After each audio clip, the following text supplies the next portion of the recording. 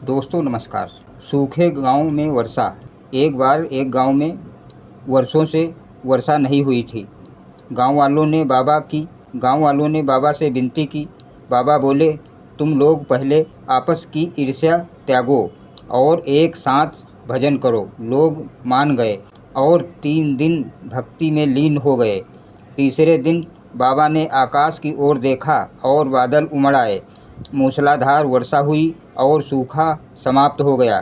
गांव वालों ने बाबा को वरदाता कहा, जो केवल पानी ही नहीं, प्रेम और एकता की वर्षा भी करते हैं। मांसाहार भक्त को शिक्षा।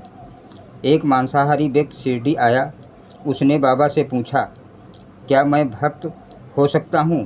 बाबा बोले, जरूर, पर आत्मा को शुद्ध करना होगा। फिर बाबा ने उसे रात्रि में दर्शन दिए और दिखाया कि वह जीव जिसे वो खाता है वो भी प्रार्थना करता है।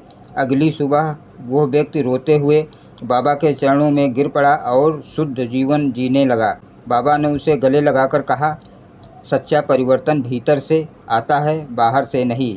साईं बाबा 2 स्थानों पर एक साथ। एक दिन बाबा शिरडी में कीर्तन सुन रहे थे और उसी समय एक भक्त पूना में संकट में था। अचानक पूना के लोग देखते हैं कि बाबा वहां प्रकट हुए और भक्त की रक्षा की। जब शिरडी में भक्तों ने पूछा, आप यहां से तो गए ही नहीं, फिर पूना कैसे पहुँचे? बाबा मुस्कुराए और बोले, जहां मेरी सच्ची पुकार होती है वहां मैं अपने आप पहुंच जाता हूं, शरीर से नहीं, आत्मा से। ये घटना लोगों के लिए अद्भुत थी। बाबा की सर्वत्र उपस्थिति का प्रमाण। बाबा का अग्नि में प्रवेश। साईं बाबा का अग्नि में प्रवेश। एक सर्द रात बाबा की धूनी कम जल रही थी। सेवक ने कहा, बाबा लकड़ी खत्म हो गई हैं। बाबा बोले, धूनी बुझनी नहीं चाहिए। ये कहकर वे उठे और अग्नि में कूद गए। सेवक चीख पड़ा, पर चमत्कार हुआ।